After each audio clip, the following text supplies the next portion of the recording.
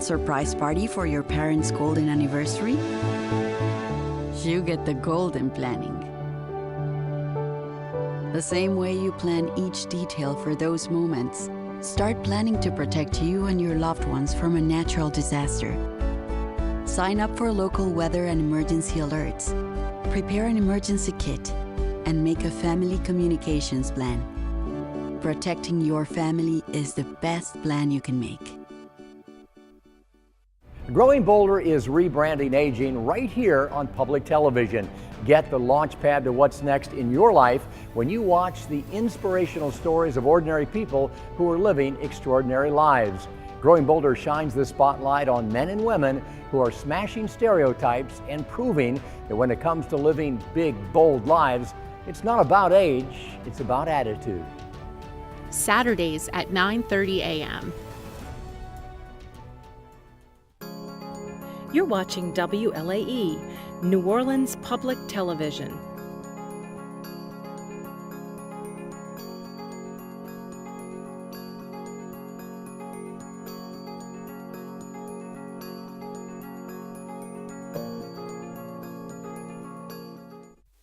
Inside New Orleans Sports with Eric Asher is underwritten by. At Villere's Florist, we deliver the magic of flowers 7 days a week to the North Shore and South Shore in the New Orleans area. Whether it's for birthday parties, baby celebrations, Villere's provides colorful floral displays for all. With a store full of fresh-cut flowers, exotic tropical flowers, orchids, roses, and even fruit baskets, our goal is to make your vision a reality. Villere's Florist, proudly serving Louisiana since 1969. Dave Miette Insurance Agency. Auto, home, flood, business, 504-556-0809. Dave Miette, INSagency.com. C&C Drugs is a family-owned pharmacy that's been serving Southeast Louisiana for over 50 years. Whether you need help taking care of an elderly family member, a growing child, or even a pet, C&C provides patient-centered care for your entire family. C&C Drugs, large enough to serve you, small enough to know you. Locations in Mandeville and Araby.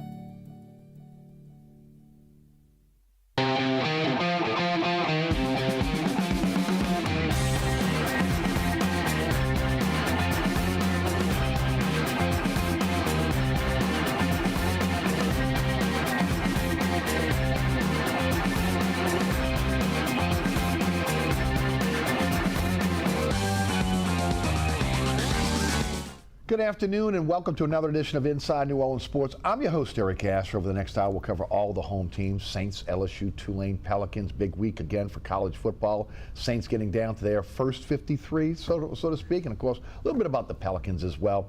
Breaking it down for us, one of the best we have. Sports Director at Channel 4 WLAE-TV Sports. Doug Mouton is our guest. Doug, welcome to the show. Yeah, thank you. Always a pleasure. Really good to have you. Before we get started, boy, it's a busy week for you guys at 4, huh? You got a bunch of specials coming up? Yeah, look, it's a busy, and look, I love this. Right. It's busy in a good way. Mm-hmm. Training camp, Mia and Ricardo were both in Los Angeles for a couple of weeks. You get started in football. We've got an LSU special, season opening special coming up this Thursday, the Saints season opening special next Thursday. Still doing 4th Down on 4 every Sunday night. It's a busy, but this is the best time. Oh, it is. And look, I love this time because there's so much hope, obviously. There's so much optimism. And I love to feed on the optimism. And sometimes by the end of September, you're not feeling as optimistic. But for now, you know what? Everybody's alive. The Saints could be terrific. LSU and Tulane are still in the college football playoff. Sure, that's right. Let's do it all and be excited about all of it. And I can't wait for it all. Yeah, I can't wait for it either. Again, looking forward to Tulane starting against SLU. We're taking the show on a Wednesday, so that'll be Thursday, and then of course the Tigers on Sunday in Las Vegas taking on Southern Cal. Yeah, Southern Cal. Southern Cal. There you go. Hey, before we kind of jump into the Saints, you had a chance to go to California. I have changed my opinion on where the Saints should train. In the past, again, coming back when the taxpayers put up with the money for the Saints facility, I was very staunch that they had to practice in New Orleans. Yeah, and I get that. Okay, but I got to tell you, from the tropical deals we do deal with now. Again, it seems like more and more from the intense heat, the rain. And getting work done. I am no longer opposed to again training in California, Wisconsin, somewhere where again the conditions are more conducive for a football training camp. Where do you stand? Because you were in California. Yeah, look, I would agree 100%. I understand people like to go to practice, but I thought the Saints did a nice job of it. And I'll say this, Yulman Stadium is a better place to watch a Saints practice than their facility in Metairie. Their facility in Metairie, there's bleachers set. I mean, you've been there. Bleachers setups. Sometimes players are standing in your way. It's difficult. Yulman Stadium is a stadium built for spectators to watch football. There's not a bad seat. Yulman Stadium, I think, is a spectacular place to see a football game. I love that stadium. My son and I go sometimes just for fun when I'm off on a Saturday, and I can go see a Tulane game. I love that. So the Saints made a couple practices available, one at Yulman, one at the Dome. I think as long as they continue to do that, I do think that's important. You want to have your community involved. But I got to tell you, they got so much done in California. And I know California is expensive. You brought up Wisconsin. Look, I went to Saints training camp 4 years in La Crosse, and where it's much more doable financially, and the weather's also good. Saints got a ton of work done. Guys aren't losing 15 or 20 pounds during practice. Practice in Louisiana is dangerous. I mean, dangerous for players, dangerous for me. You know what I mean? I mean, it's incredibly hot. There's no shade. I get why people want the team in Louisiana or here. Me too. I was one of those. Here. And they're practicing here all season without fans. But for that 3 weeks, I have no problem with them getting away. And you could, if you were there, you could feel the benefit of everything. Plus, it does all the team building things that you're confined together. You're sequestered. All of sequestered. I love that. You're forced to be together, which can't be a bad thing. Look, I loved it. I thoroughly enjoyed the time. We were there for 14 days, and we sent a crew of 4 because we were doing so much in that 14 days. We were able to carve out a half of a day off, which was super nice. Got to go to an Angels game. Got to enjoy the weather, the food out there. Orange County was awesome. Marlins food is awesome, but it's different. Yeah, it's totally different. It was a ramen place we got to love. That was awesome. I like it. I understand why people want them to stay here. But as long as you're doing enough, maybe add a third local practice that people can go to. I agree with you. You want on the North Shore. It's a lot of money to tell my boss, we're going to California. Of course. That's a hard sell financially. But I totally see the benefit, and I agree with you 100%. But I mean, from the media standpoint, if you know they're going to be practicing, you're budgeting that. You're budgeting that. So, and the reason why I mentioned California and Wisconsin is because of, again, the proximity of teams there where you can have these joint practices. And the 49ers wound up canceling the joint practice, but yes, you could have teams joint practicing. Look, I remember the days in Wisconsin, and the days in Wisconsin were actually much more financially doable because the Saints rented the University of Wisconsin lacrosse. We stayed in the dorms. Now, I don't think in the modern era of the NFL you can get away with putting players in dorms anymore. They would be in a hotel. But as the media, we had a dorm room. So back then, you don't do this now. We ate in the team's cafeteria, So the team would eat 12 to 1. We were allowed to go in there 1 to 2. And so we ate for free and stayed for free. It was much more doable. California wasn't like that. But the good thing, you said it from a budgetary standpoint, most businesses set up their budgets based on last year's budget. We spent the money this year, so it's kind of in the budget for next year. So if they go, hopefully we go with them. And the one thing we heard consistently from the coaches, the work that was done. Yeah, and you could see it. 2.5-hour practices, You could see it, yes. Some of the practices went longer. You could see the energy at the end of practice that you didn't see as much. And look, we heard stories, and believe me, I was out at every practice last summer here in beautiful downtown Metairie, and players were losing 8, 10, 12 pounds of water weight at a practice, anybody can understand that is not healthy. That's not what you want. That's not conducive to hitting the ground running at the start of season. And everyone who lives here understands. I mean, we all deal with this. We go cut your grass and tell me you feel good the next day. It's true. Like it's. No, and look, the other part of it is, you used to feel like, the old Bear Bryant thing, going to toughen the team up. That's just not the case. And I get it. High school teams practice in it. Our college teams practice in it. But again, if you have the ability to be able to practice somewhere where, again, the elements are not affecting you and you get more work done, why would you not want Why would you not want to? I agree. Now, I don't know if Orange County is the long-term answer. Maybe not. Look, there was some talk about North Carolina this time around. There's but someplace where we're not dealing. You want to go where there's multiple teams within driving distance that, again, and something that's affordable and something that where the heat index is not 108. Right. And that's all. That's it. And from my standpoint, I'm saying, look, I was one of the ones that was really staunch about that. Hey, we paid for it. You got to be here. Let's suck it up. But no, now you look at it and you say, hey, things have changed. And look, we all want the team to win. Of course. And if this is conducive to winning, and if I had to guess, I would say it is. If it's conducive to winning, do that. And look, I don't know what it comes down to at the end of the day in terms of W's and L's. I don't either. Okay, but I got a feeling that if you feel better at the start of the season, that's better than coming back from training. Look, I just know myself, training camp would kill me. Well, I mean, look, it would be longer days because I'd be starting at 8 in the morning and go until 10 at night. But it was also standing in that heat for 3 hours every day in no shade, which is what the players are doing. Granted, they're a lot younger than me, but it's the same thing. I would feel beaten up after going to practice all day, and I know they did. So now no freezer boxes in Los Angeles. I didn't know freezer boxes. Didn't need it. And that's the point. And I can't even imagine where that's healthy to go from dying of the heat into a freezer box. I can't imagine how that's good for your core body. temperature. Yes. Yeah, so again, my opinion has changed. I think we really haven't had that argument. I think that's a great argument. And I think they should do it. Really topic. Again, I agree. And look, at that point, Tulane could take advantage of the practice facility necessary while the Saints are Tulane goes super early, and they use the Saints facility, and they did this summer. And again, we'll get into this a little bit later. Hopefully, by Super Bowl, they'll have their bubble up, and they don't have to worry about that. We'll get into that later on. All right, let's talk about, again, the initial 53, the first 53. What were your impressions? Well, you could see where the team certainly. This offseason, they handled things differently than they have for the last decade, right? No long-term contracts, no stupid spending. They even a guy like Willie Gay and a guy like Chase Young, who both look like spectacular signings, they got one-year deals. And those are two guys I kind of wish weren't on one-year deals. But I understand what the Saints were doing, and they were saying, you know what, it is time to stop the kick the can down the road.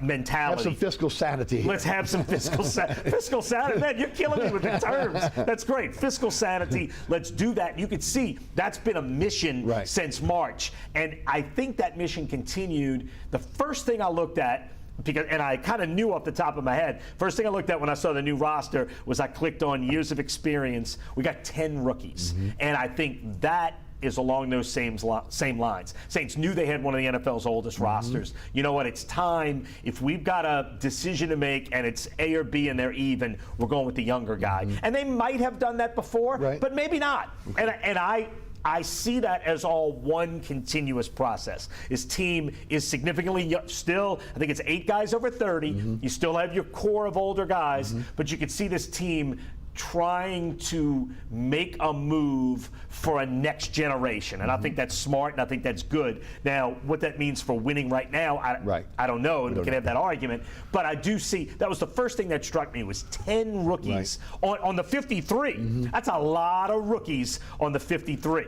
And so that was the first thing that struck me. Obviously, the change at punter is interesting. I thought Lou Hedley had a horrible year by the eyeball test. Now, they would tell me that it was better than it looked and that he did a lot of things right. And I would say even the ones inside the 20, he was kicking from midfield and they downed it at the 18. It's like you got to do better than that. So the fact that they made a change at punter to me is not surprising. So I can't say there's a lot of surprises on the roster, but going younger, the one change, Jonathan Abram obviously is the one big surprise. Big surprise. Is that you're making the change at safety, but you also knew they weren't super crazy about any of the three options, and I guess he had fallen to third. Right. Let's talk offensive line first, because again, that's to me, if there's going to be an addition, it's got to be there.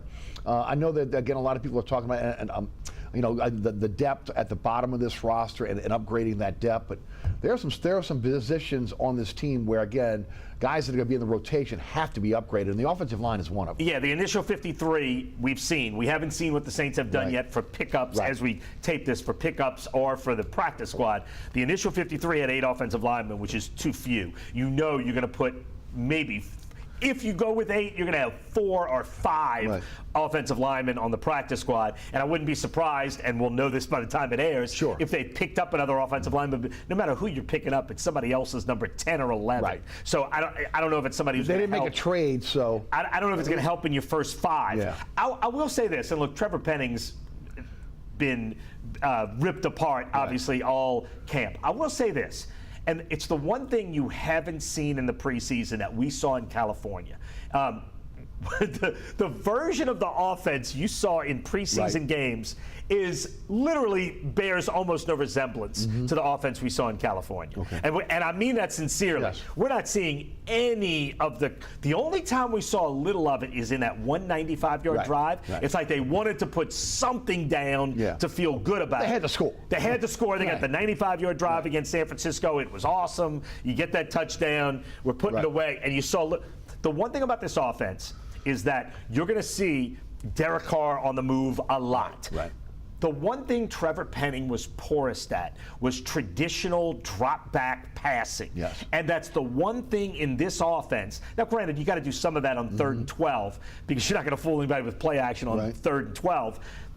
But the Saints did very little traditional drop-back passing in this offense. The offensive linemen were constantly on the move. They're constantly getting in space. Derek Carr rolled out a lot, and in camp, and this is just the eyeball test, but I'm going to count this in the game, he rolled out to the left disproportionate number of times as compared to rolling out to the right. For a right-handed thrower. Especially for a right-handed thrower, meaning, and even if Penning misses his man can't get to Derek Carr before he gets rid of the ball. No, so it's to protect Penning. But I also think Penning in space is the one thing he does well. And he's an incredibly athletic big man. And I think and look, I'm not saying he's going to be a great player in this offense, but this offense will highlight what he does well. And this offense will minimize what he does poorly. That I believe. Now, does that mean he's going to be good at it? Or no, but it's at least a start that will help him. And I'll tell you this, Tali Fuaga is incredibly athletic. Cesar Ruiz doesn't maybe look at, he's a little stocky built, but he's a first-round draft pick because of his athleticism. And I think this offense, the single person of your starting, of the 15 guys who play the most on offense, the single guy who benefits the most by this new offense is Eric McCoy. Because Eric McCoy also, his worst attribute, his worst, the thing he does worst is traditional drop-back passing. And Eric McCoy in space is phenomenal. Maybe the best center in the NFL when he gets to run. And all these offensive linemen are going to get to stretch their legs and run. So I think that's the one thing about the offensive line is that it's very athletic. Now, I don't know about Lucas Patrick or Nick Saldivari, whoever plays the left guard. But the 4 of the 5 offensive linemen fit this offense well. But this offensive line is also incredibly thin. You've got 3 reliable options on the offensive line. That is frightening to begin the season. So you're right. That is the huge question mark of the team. I will say the offense is built to benefit who these guys are, but it's incredibly thin. If Fuaga goes down or Eric McCoy goes down, and then you have to go to your number 6, you are in real trouble right off the bat. And you hate to start the season like that. I want to have optimism, and I want to see the positives, but the offensive line is where everything starts for this team. There's no doubt. One thing I noticed in the 95-yard scoring drive was and I'd like you to comment on this and see if you saw this in California. A lot of help for Penny. So Ruiz helping. Yes. Morrow helping. Yes, Morrow helping a lot. In a lot of cases, maybe Penning being the second guy that's coming around and getting the block instead of the initial block. Yes. That was one of the things we saw in that drive that we had not seen again when they were vanilla. The way and I like vanilla. I think vanilla is a lot more interesting than that offense was. Yeah, the way it was described to me is this offense, the way guys are on the move, you can disguise, you can hide one offensive lineman, and that'll be Penning. No question. Right. Now, I don't know about Lucas Patrick or whoever plays left guard either. Right. You've got two questionable spots. Because he's more of a center than a guard. Probably. You can hide one spot. Right. And like I said, in game one, I do my touch screen after. Sure. One of my 4 takeaways, I'm almost positive, is going to be the number of times they roll left versus the number of times they roll right. Because they're going to roll out a lot. And I'm super curious if what I thought I saw in training camp plays out in real life. But they feel like they can hide one spot. Right. And yes, it was a lot of tight end chipping. A lot of that. And that'll be Morrow because he's the guy who will do that. No doubt. Okay. Wide receiver position, how do you feel about it? Yeah, see, that's another. It's why all of my questions on this team are on offense. What we saw in California, and there's a Kubiak offense that Clint Kubiak sort of inherits from his dad, and there's a Shanahan offense, which is sort of, I would call it the San Francisco model, which Kyle Shanahan has developed, and I think it's the most interesting, fun, well-conceived offense in the NFL right now. What I saw out of Clint Kubiak's offense looks a lot more like the San Francisco model than his dad's model. Okay. I think you're going to see a lot of what you saw from the 49ers in play for the Saints. And what works for the 49ers is Deebo Samuel and Brandon Ayuk are huge wide receivers. Right. All of their guys are big, which the Saints don't physical. I am so curious how Chris Olave and Rashid Shaheed. Now, what they do different is they bring elite speed. Absolutely. They can make a guy miss. But it's not the model that this offense has success with, because Deebo Samuel's the most physical, he's Hines Ward of this generation. He will run people over both as a blocker and a runner. And Chris Olave is the first guy looking to get out of bounds and get down. Is he a guy that's going to break tackles? Is Rashid Shaheed a guy that's going to break tackles? So I am so curious to see how these wide receivers and I'm not knocking them. They're elite speed and could play in anybody's offense. I agree. But do they fit this offense? And look, if you look at the original Saints receivers, I like, if you're going to just go speed, I like Mason Tipton even in the slot. And who was the surprise? The undrafted rookie from Yale who dominated the first week of camp. Because he's the fastest. Are you surprised he made the team? I'm surprised only because he got hurt. Right. He was a lock after a week, and then he got hurt. And one thing, your best ability is availability. Right. And he wasn't.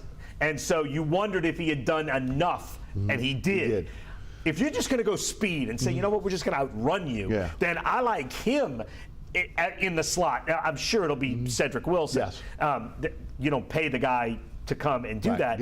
But I do think you've got Shaheed, you've got Olave, Shaheed, and then a drop off the table to your number 3. That's scary too. You talk about the offensive line with 3 guys. You got a huge drop off at wide receiver too. If Shaheed goes down, your options, your elite options go away real quick. Right. To your point, I agree 100%, and it's one of the things I've talked about on the radio show.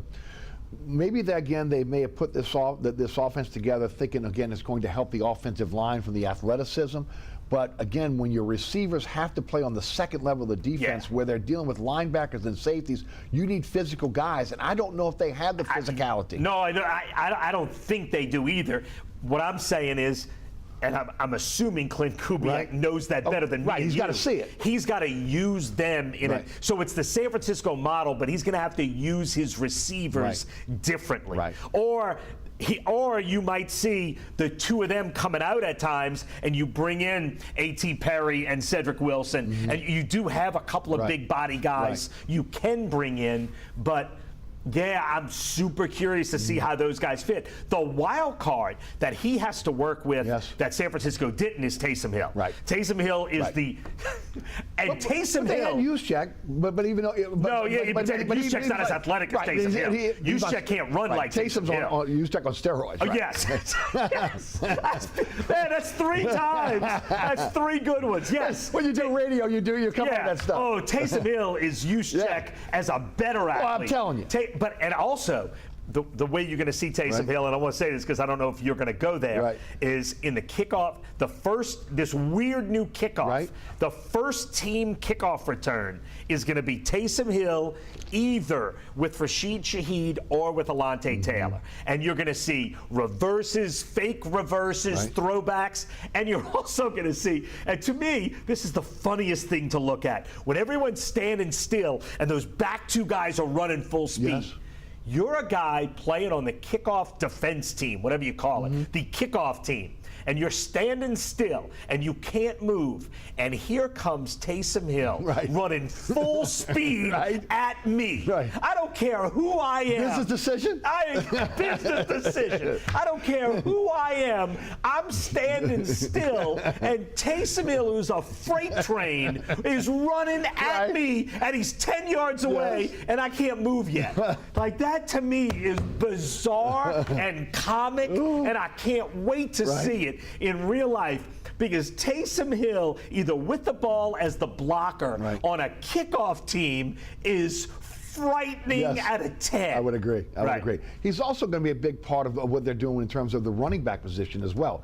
And we don't know what they're doing with him. We've seen him. I didn't mean to interrupt you. I apologize. Not at all. Taysom Hill has been working at fullback, and I thought it was possible in the 53 that they might keep Taysom Hill as their only fullback. Me too. They kept Adam Prentice, which is probably smart. And now, look, no NFL team looks at it as a 53-man roster. They've changed the elevations from the practice squad. It's easy. You can do it every week. So guys are coming up and down based on matchups. You really have 69 guys to work with. So you've got a lot of options. So I think Prentice will be a guy that's on and off the practice squad depending on the matchup. But anyway, we've seen Taysom Hill run out of the fullback spot, the Juszczyk spot. We've also seen him, and this is a use he has not had in the past, as a traditional tailback. And I think you'll see, which is why I also thought Jamal Williams' roster spot wasn't secure. Me too. So, but they kept both Williams and Prentice. Again, you got 69 spots to work with. Use them all.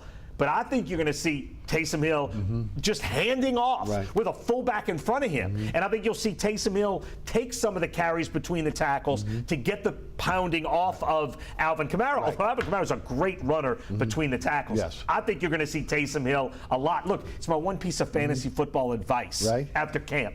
And I've told this to a couple of groups that I speak to. I would not, because of the weirdness at wideout, I wouldn't draft any Saints wideouts. I wouldn't draft Derek Carr. I think there's better options. I wouldn't draft Juwan Johnson. I don't know if Kamara's getting the ball on the goal line. I would not draft any Saints at their current draft spot except Taysom Hill. If your league lists him as a tight end, I would go get him 3 rounds early because he might have 10 or 12 touchdowns. And that would not surprise me. No doubt. Let's talk quarterback, and let's talk again backup quarterback, which has been the big talker again. And of course, Haener versus Spencer Rattler. What are your thoughts? Allen did not name a number 2 quarterback because he doesn't need to. He doesn't. But you take it from here. Go ahead. Well, look, I think the eyeball test will tell you that Spencer Rattler has a bigger upside. Now, honestly, I thought that the day they drafted him. I got to say, Haener. A lot of people liked Haener, and, you know, Haener's certainly got the smarts. He's a tiny guy to be playing quarterback. I mean, you look at him in a huddle, and he looks like one of the coach's kids is in the huddle. I was not as impressed last season in training camp with Haener. So to me, I liked Rattler better the day he walked in the door. I like the moxie. I like his ability to play on the run. He's a modern NFL quarterback in the sense that he has that And this is the next evolution of quarterbacks. Is everyone is soon going to be expected to do what Mahomes and Caleb Williams do on an improvisational, and it's improvisational, but it's not really. Right. I mean, Mahomes takes improvisation to a new level, but it's improvisation with a plan. Sure. And Spencer Rattler has that ability that I don't think Jake Haener does. I like a lot of things about Rattler. He's not the biggest guy. And look, I will say the first week of camp, he was horrible at practice. And you did see him get better. If Spencer Rattler were this team's starting quarterback, I would probably put their record at maybe 3-14. Okay. And that's honest. Not trying to be mean-spirited to Spencer Rattler, but he is eons from being ready to play in an NFL offense. Right. Look, he had success in the preseason. His numbers are okay. Right. He's playing against threes for the most part in the preseason. Agreed. And against threes, he's excellent. He's not going to play against threes in a regular season. If Derek Carr gets hurt, I think the Saints are in much worse shape than they were last year. Yeah. Now, the Saints made the financial decision and not spend the money on a backup quarterback and to build for the future. Right. I think Spencer Rattler can at least be a solid NFL backup, which makes him, as a fifth-round pick, a great pick. Absolutely. A great pick. At least a solid backup with the potential to be an NFL starter in a couple of years. He needs a lot of work. So I do think Rattler has the bigger upside. I think he's better right now, and I think he potentially could be pretty good. Right. Haener, I think his upside is he could be an NFL backup. I don't think he's ever going to be an NFL starter. Right. And so you keep them both this year. Right. Haener does have a year with Derek Carr where he could be the sounding board Derek Carr needs on the sideline. You keep them both. I think if Carr went down, Dennis Allen would put Rattler in. Okay. Look, I take that back. If Carr went down and the Saints are up 2 touchdowns, he might put Haener in. Right. If Carr goes down and the game's in play, I think he plays Rattler. And I think everybody who saw preseason gets that. My only question about this is when you go with 2 young quarterbacks with no veteran backup, how do you get them ready when there's not enough reps in practice? These guys have to develop. You have to continue. Who's getting scout reps? Who's getting the backup reps?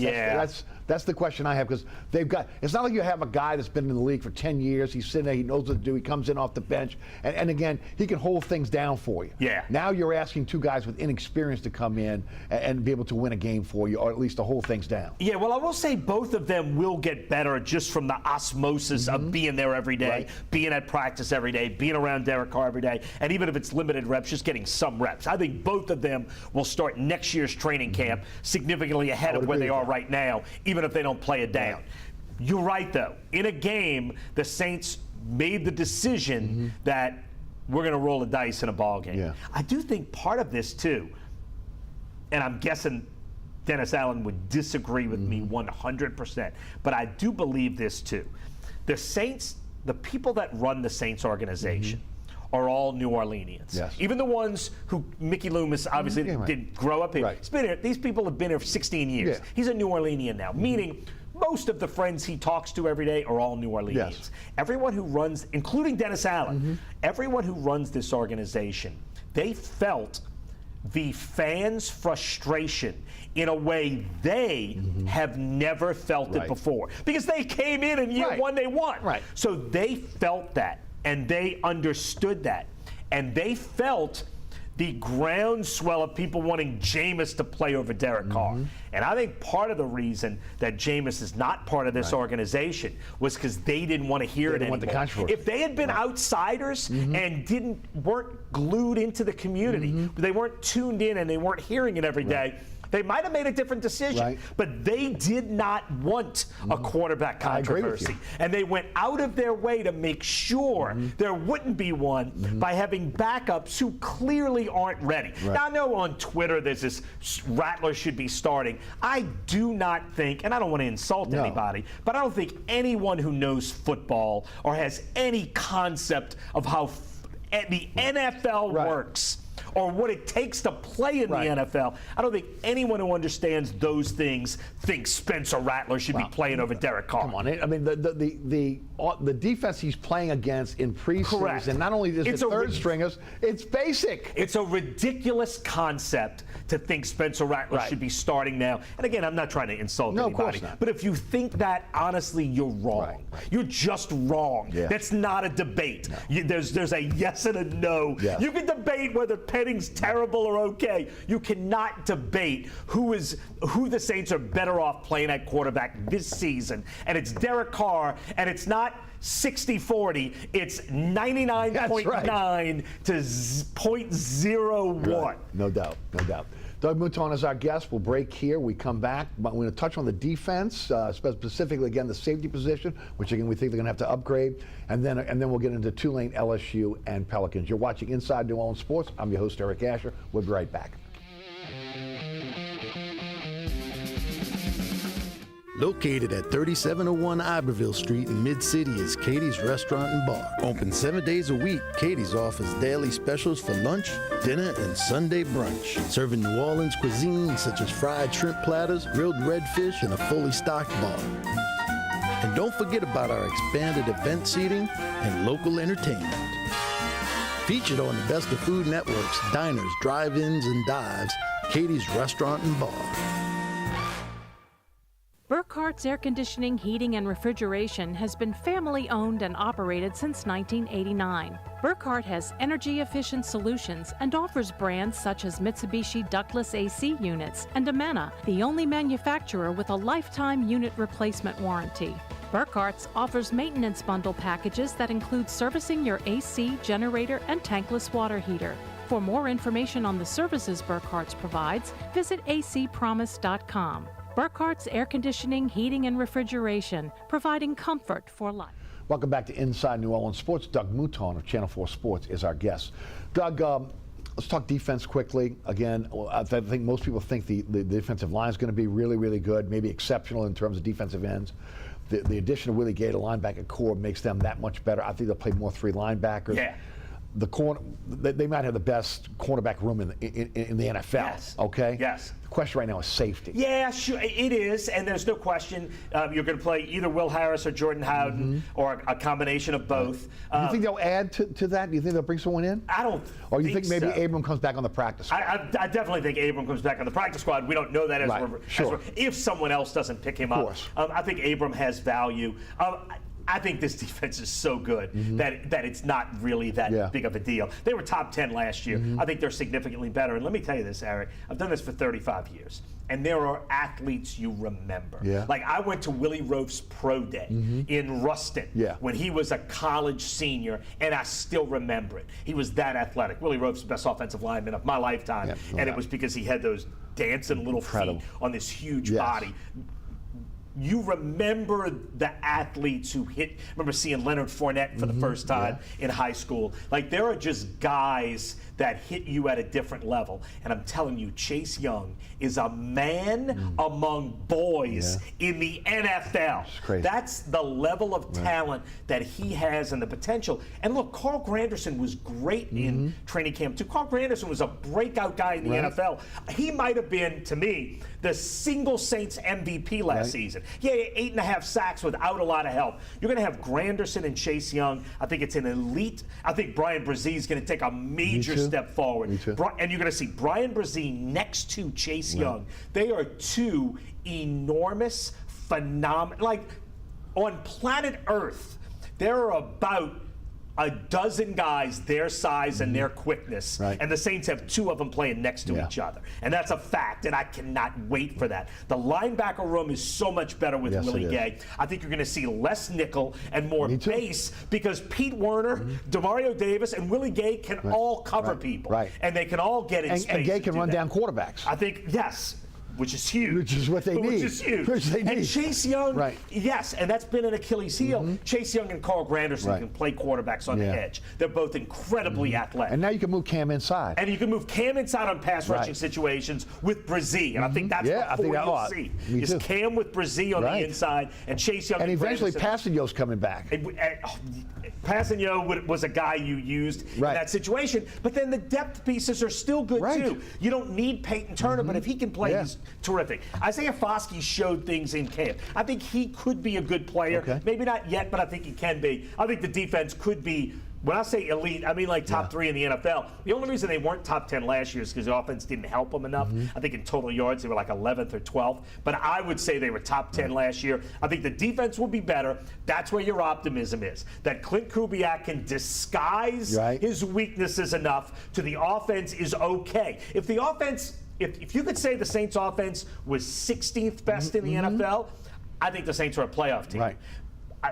I'm not sure they can be 16th because if they had an injury in the offensive line, they may be 25th in offense, in which case they're not. You need the offense to be average because I think the defense is going to be elite. I agree with you there. If the offense can be average, they got a shot. If not, again. And I'm not confident the offense can be average. Neither am I. Now, again, look, they may be a team much like, again, the old Morris Saints, right?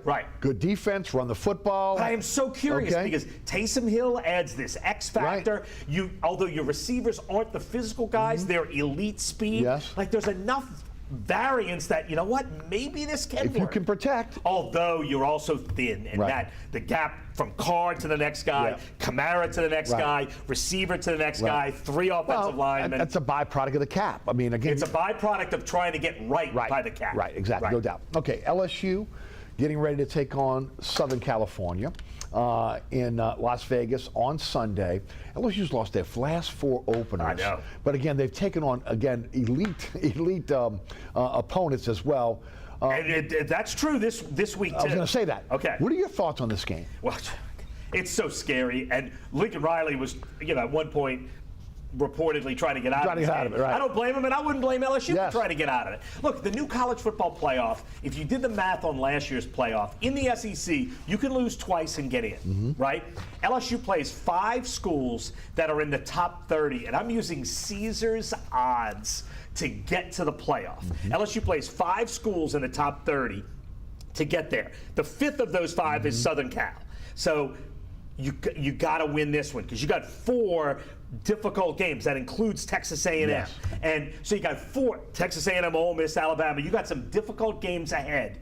You got to get this one, which is what they weren't able to do the last 4 years.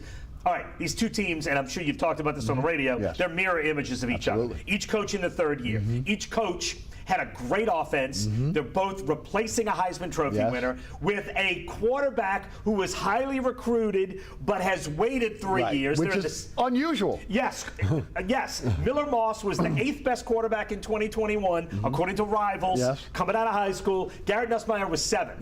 Miller Moss, one of his 5 final schools was LSU. They're literally so alike. The quarterbacks, the teams from last year, both replacing Heisman Trophy winners. The LSU was 13th in the SEC in total defense. Southern Cal was 10th in the Pac-12, and that conference didn't play defense to begin with. And they were the worst, or among the worst, of a bad conference. They both have brand new defensive coordinators. They both have veteran, inexperienced quarterbacks. Lincoln Riley may be, and people can argue this, he might be the best offensive coach in college football. And I can make a case for him. He's been a head coach for 7 years. 5 at Oklahoma, 2 at Southern Cal. His offenses have been top 10 scoring offenses all 7 years. They've also been top 10 passing efficiency offenses as a team. All 7 years. Now, he's had great quarterbacks, but that's what he does. His teams, it's a sophisticated, elite passing game that scores points. Now, he'll say this. He doesn't care about yards. He cares about scoring points. He cares about being efficient, and he cares about holding the ball and keeping the other offense off the field. And at those three things, his offenses have been better than any other offense in college football over the last 7 years. And that's a fact. That's a mathematical fact. So these two teams start together. LSU's Achilles heel was their secondary. And in theory, it's better. And I like this defensive coordinator better. But Lincoln Riley is going to tax that secondary to a 10. Because Lincoln Riley's passing game is elite. And we will see right off the bat, is this defense better? Do you think it's better? I think it can't be worse. It can't be worse. And you got to free up Harold Perkins. You got to let him play. That's got to be the key. In theory, it's better. We'll see. I mean, we've seen him play nobody. And look, I thought they would beat Florida State last year from a talent standpoint. LSU had this upper echelon talent that Florida State didn't. There's one All-American between the two defenses, and it's Harold Perkins. So among the two defenses, in theory, there's one real difference maker, and LSU's got him. So that's their advantage. Both offenses should be good to go. Both of them have potentially elite weapons. Southern Cal's super elite weapons. They both have unproven veteran quarterbacks. They both should have good offensive lines. The defense is where all the questions are. We had no idea LSU's defense was going to be that bad last year. So we'll see. Blake Baker's got a great track record. What he did at Missouri is incredibly impressive. And so we'll see. You make me pick a team, I'm picking LSU. But it's because among those two defenses, we got one elite guy, and it's Harold Perkins. So if there's one disruptor, let's see that guy make it happen. I can't wait to see how he utilizes it. Me too. Okay, because I think that's the key to the season. That and again, stopping the run. But we also know again that secondary is still a big question mark. Stopping the run wasn't really LSU's problem last year. I mean, it was at times because they had to overplay the back end that they left them. Stopping the run is not the problem. Look, LSU is always going to. They are a little bit thin at defensive tackle, though. Sure, but LSU is always going to be a lead up front. And I'm not worried about them running. I'm worried about guys getting. I'm worried about the 70-yard. I'm worried about Keon Coleman 3 touchdowns in the opener. Like, is that going to happen again in this one? Brian Kelly said in year 3 it's his deepest team. Do you agree with that? Yeah, well, in theory, yeah, sure. He doesn't have the top end talent, and maybe he does. He starts where we don't know if he has the top end talent. Look, we knew Malik Neighbors at the start of the season. We knew Howard Perkins. We knew Mason Smith. And we knew they had these first 2 rounds of the draft type talent. We're not quite sure. But look, we know Will Campbell and we know Harold Perkins. And maybe from a weaponry standpoint on offense, we don't know if we've got what we had last year or what we've had in the past. I mean, look. But on paper, it looks like. On paper, it looks. Look, I mean, on paper, you're never going to have Justin Jefferson and Jamar Chase together again. So I don't know. Look, I think their depth is fine. I think it's better than Southern Cal. Like I said, I think top to bottom, they're better. The one thing that scares me about the game is Lincoln Riley's ability to free people up and hit 7 pass plays of 30 or more yards. And he's had the whole offseason to prepare for LSU. He has had the whole offseason. And he is, you can say what you want about him, he is a brilliant offensive coach. And if you don't believe that, you're wrong, because I can back it up with math. No doubt. All right, big one at Yeoman, Thursday night, tonight, 7 o'clock, Southeastern. I didn't realize Southeastern's never beaten a Division I team in history. This Tulane team, again, a little bit of a changeover with Summerall coming in. They've lost some players to the transfer portal, to graduation, etc. But again, he's done a fantastic job in the transfer portal in upgrading this team and still doing it again even after spring, where again he felt like his defensive backfield wasn't up to the standards he wanted, and he added more players there.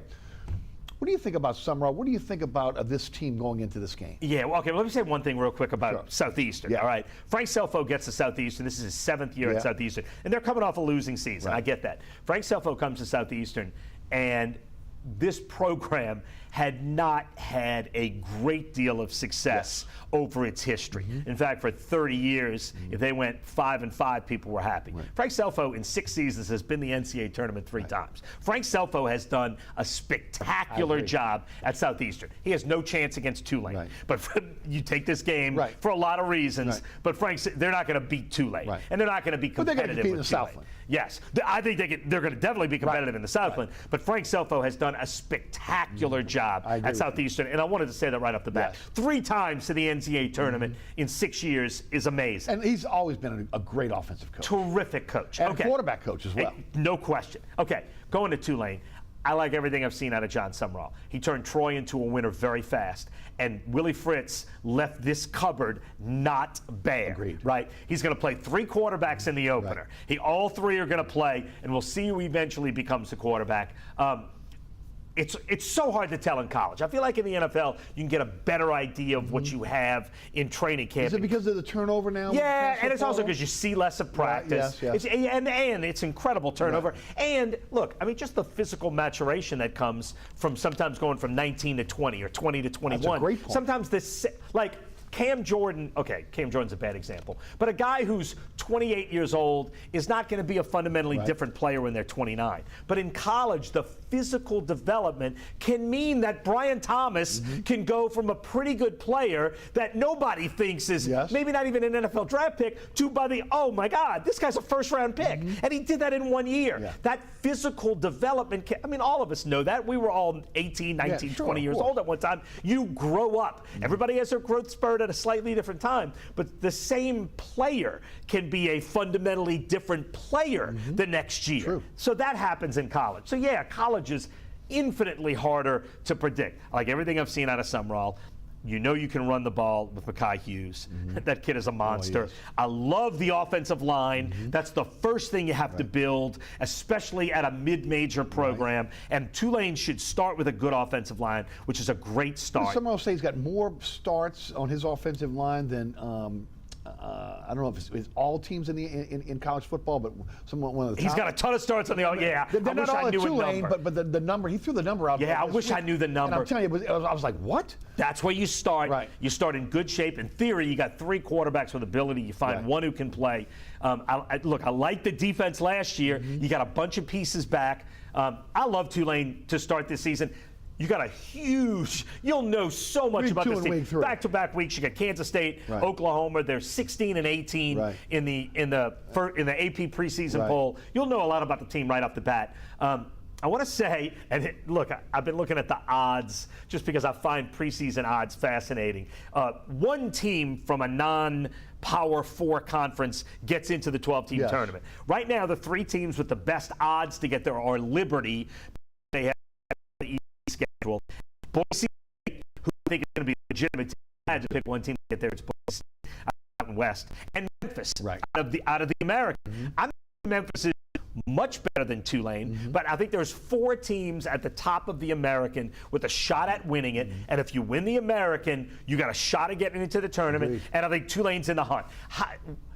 For me to put money on it or to bet on one of them would be stupid, and I don't spend my money that way because there's so much unknown, and I don't know these teams at this point. But I think Tulane's absolutely in the hunt, should be in the hunt for a conference championship. And I'm telling you right now, what Willie Fritz built at Tulane, if his legacy is that now Tulane is in the hunt for a conference championship year in, year out, that's amazing. Because how many times in our lifetime have they been in the hunt? Come on, that's the correct answer. How many times in our lifetime have they been in the hunt for a conference championship? The answer is like 5. But now this is 3 years in a row. There's in the expectations hunt. for it. And now the expectation is this is who we are. So the recruiting base is better. Everything's better. And of course, he did a great job in the transfer portal. When you're getting 5 stars coming to Tulane, I mean, I've never seen that in my lifetime. No. Okay? You're talking about the quarterback from Oregon. Yes. And that's that. I mean, again, you looked up what they got the kid from Shaz Preston was a 5-star at Alabama. They brought in. They brought Mario Williams in from USC. Shaz Preston was one of my favorite high school players. I mean, now he's been injured. So you weren't really. But you talk about elite talent. But he got. I mean, and then the other part I wanted to ask you about is the quarterback position, because a lot of people say when you got 3, you got none. I get that. But in this case, you know, with a new coach coming in, Yeah. guys are coming in. I don't know if that's the case. No, I'm okay with it. But I'm interested to see how Mensa looks because Me again, too. it goes from nowhere to again now in the mix here. Right. When your coach says you have the it factor, you got to pay attention, right? I get that. I wonder if all of this is that motivation. Yeah, all of this isn't designed to light a fire under Ty Thompson. Ty Thompson's the 5-star guy that transferred from Oregon. Right. He couldn't play behind Bo Nix. Now look, there's a lot of 5-star guys who become career backups in college and never make it to the NFL and never realize that potential because of what I just said about physical development. Sometimes the best kid at 17 isn't the best kid at 20. Right. But I wonder if all of that isn't to light a fire under him. Yeah. And he's the guy that by week 3 or 4 you have running the ships. And that's possible, but I don't know if that's true. So I wonder how it's going to play out. But I think regardless of that, you're going to be able to run the ball. And if you can run the ball, the quarterback doesn't have to be a superstar. So let's see what the quarterback can do. And I think by the time you need him in week 2, although those games aren't critical to a conference championship. I'm curious. I don't know how it's going to play out. That would be my guess. Yeah. Is that by week 4 it's Ty Thompson just because he's the guy that in theory starts with the most talent, and usually your most talented guy is the guy that plays. I'm not sure he's the guy with the most talent now, but I think we'll know a lot more after Thursday night's game. The guy with the most talent on the New Orleans Pelicans has lost a lot of weight. Yeah. He's 281 supposedly now. He wants to get down to 272. He played at Duke at 285. Of course, in the pros, he's played over 300 pounds. Yeah. Zion Williamson, talk about this year's version of the New Orleans Pelicans. Yeah, you know what? You talk about mystery. Right. You talk about how the pieces fit together. DeJounte Murray brings a whole different sense. And look, I love the signing because I think he's a terrific player. He's a guy who can be an elite wing defender, which I think a lot of basketball has to start there. You got him and Herb, 2 elite wing defenders. You start there. I think that's an awesome place to start. How you play offensively, because I don't know now if you start, like, who plays the 5, and starting Zion with Brandon Ingram, you're not great defensively. In theory, you play them on different units. I don't know if that. I just don't know how the pieces go together. I don't know who gets the minutes at 5. So it's a weird group right now. Yeah. You think they fit together? No, I don't. First of all, again, I'm concerned about not having a true center. Right. Okay? That's the first thing. To protect Zion, if nothing else. Not even a true center who has to play all the time. Just defend the rim, rebound, get out of the way. Protect Zion. Right. If you can hit a 3, that's nice. That'd be nice. That'd be great. Okay, but I mean that's my main concern. But then the other thing is, again, you got egos in the NBA as well. Who's coming off the bench for this team? Yeah, I know. Is it Brandon Ingram? Is it CJ McCollum? Now again, you'd like to have a situation where again Trey Murphy's in your starting lineup, but you can't do that now. Right. So again, how's he going to fit these pieces in his rotations? Yeah. Which is what I'm going to be looking for. Well, yeah, because if CJ McCollum starts at the 2, then Zion is your 5, and then you're starting. Look, Zion can play defense. We saw that in the Phoenix game at the end of the year. But Zion, Ingram, and CJ in the same lineup creates defensive liabilities, especially at the rim. Herb Jones can't pass it. Herb and DeJounte Murray on the perimeter. They're not that good. Yeah, they can't. You got nobody protecting the paint. And that's dangerous. Especially in the playoffs, not so much in the regular season. Yeah. But when things slow down and you go half court in the playoffs, I think Oklahoma City proved you need a big. Yeah, and I wouldn't even say, yes, definitely in the playoffs. I would say against any good team, though, too, even in the regular season.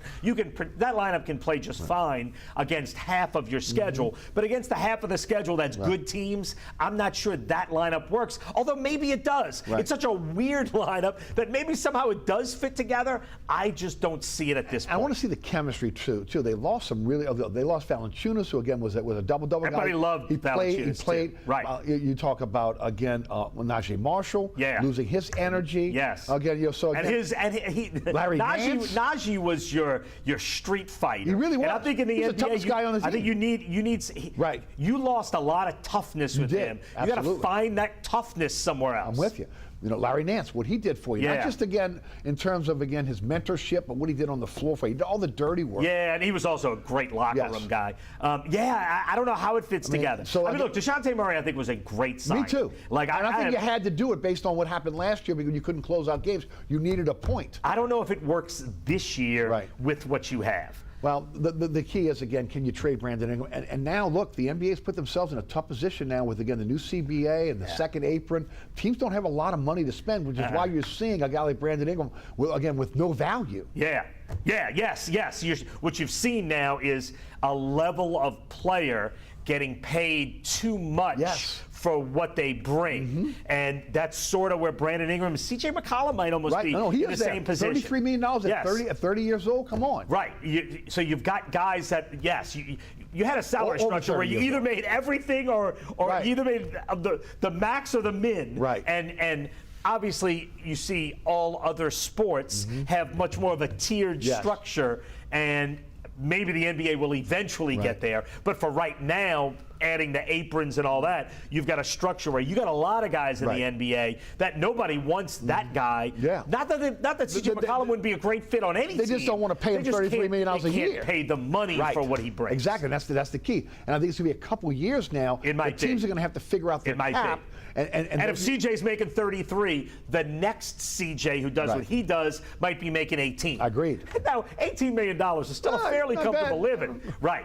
But the next Ingram may not be a $30 million. He may be a $22 million. And then when you in 5 years, the NBA will have tiers that make more sense. Even though, again, the cap is going to go up 10% every year. Again, it's immaterial.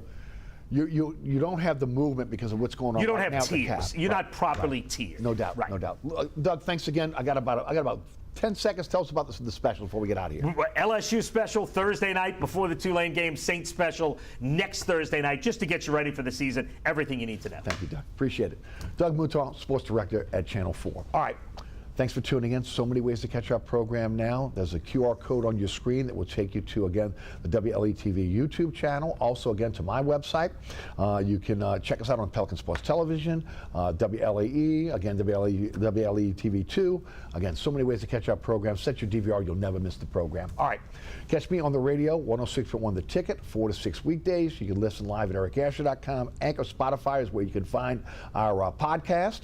iHeart, TuneIn Radio, and of course 106.1 has their own app now, so you can download that and take the station with you everywhere. Also, again, we want to thank our underwriters who make this show possible, each and every one of those underwriters. Thanks to each one of them. Please, again, continue to support our underwriters and, of course, the fabulous people here at WLAE-TV who produce our program. Ron Yeager, Jim Dotson, Alex Chacon, Danielle Wick, and, of course, our director, William Hill. For Doug Mouton, I'm Eric Asher. Thanks so much for tuning in. We'll see you next week for another edition of Inside New Orleans Sports.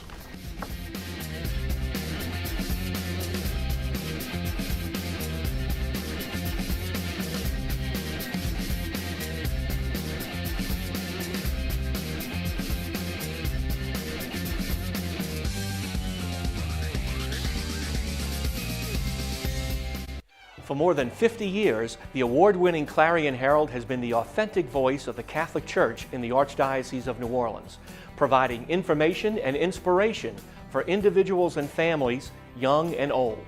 As the media landscape evolves daily, the Clarion Herald is finding new ways to reach its audience with the good news of Jesus Christ. Pick up the Clarion Herald at church this weekend or check us out on the web at clarionherald.org.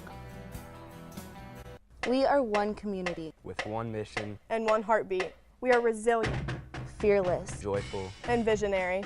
We support one another through challenges, push each other towards excellence, and are always filled with Christ's love. We take pride in our traditions and stay true to our roots. We are committed to caring for every aspect of our community. We are competitive, yet humble, and give all of our success to the glory of God. We are invested in one another and view each other through the eyes of Christ. We leave PJP transformed, proud, and capable of doing anything that we put our minds to. We are loyal and true to the red, gold, and blue. We are John Paul Jaguars.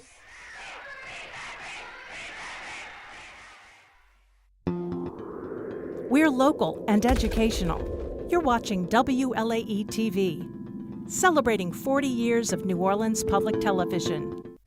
From its humble beginnings as a pregame picnic to the modern high-octane foodie extravaganza, tailgating is an American sports tradition. But this year, as at the games, we've had to keep our distance. In today's lineup, Barbecue broccoli,